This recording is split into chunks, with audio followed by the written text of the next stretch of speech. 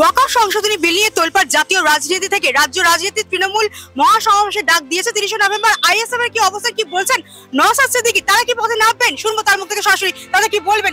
তৃণমূল মহাসমাবেশে পাল্টা কি কোনো কর্মসূচি আপনারা নেবেন? তৃণমূল কি কর্মসূচি নিচ্ছে তার বিরুদ্ধে তার পাল্টা নিতে হবে ধরনের আমরা অনেক আগে থেকেই মালদা মুর্শিদাবাদ সব রাজ্যের বিভিন্ন জায়গাতে দেখুন আমরা এই দেশের কেন্দ্র সরকার যে অসাংবিধানিক বিল নিয়ে এসে মানুষের মধ্যে বৈষম্য তৈরি করার চেষ্টা করছে, এর বিরুদ্ধে আমরা আছি। এখন আজকে দিনে স্বপ্ন দেখিয়েছিল সম্পূর্ণরূপে ব্যর্থ। সাংবাদিক স্বাধীনতায় র্যাঙ্ক হচ্ছে 159, 180টা দেশের সমীক্ষাতে। বেকারত্বের শীর্ষে দেশ এগিয়ে যাচ্ছে। অপুষ্টিজনিত কারণে মৃত্যুর সংখ্যা বেড়ে যাচ্ছে। শিশুদের যে সুষম খাদ্য ঠিকঠাক হচ্ছে না। যে কটা স্বপ্ন দেখিয়েছে সব ব্যর্থ হয়েছে, এদের উত্তর দিতে পারছে না।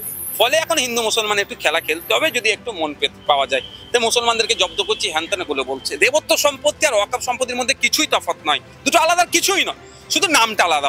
এটা নিয়ে অত জলঘোলা হচ্ছে কেন? এটা নিয়ে এত 44টা অ্যামেন্ডমেন্ট কেন? ব্যাপারটা এটা হচ্ছে। হ্যাঁ, স্বচ্ছতা আমিও চাই।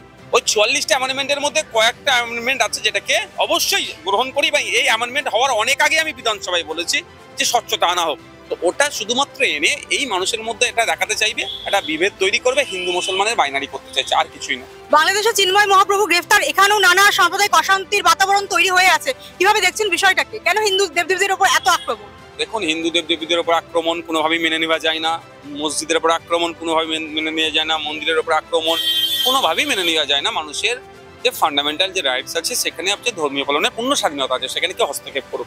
আপনি বাংলাদেশের চিন্ময় প্রভুর কথা বলছেন, সারা পৃথিবী জুড়ে দেখুন, যেখানেই ধর্মীয় সংখ্যালঘু, বর্ণগত সংখ্যালঘু, ভাষাগত সংখ্যালঘু, সাংস্কৃতিগত সংখ্যালঘু, সেখানেই দেখুন সংখ্যালঘুরা অত্যাচারিত হচ্ছে।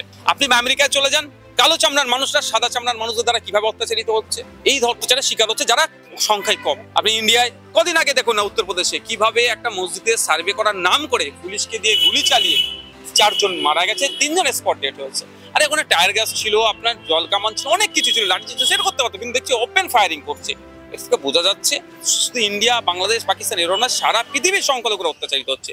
আমি অনুরোধ এটাই, এখানকার হাই কমিশনারের মাধ্যমে বাংলাদেশ সরকারের কাছে আমরা অনুরোধ করছি এটাই, যে ওখানকার সংখ্যালঘুরা যাতে যান মাল সবে নিরাপত্তার ব্যবস্থা বাংলাদেশের ইন্টেরিয়াম সরকারকে করতে হবে।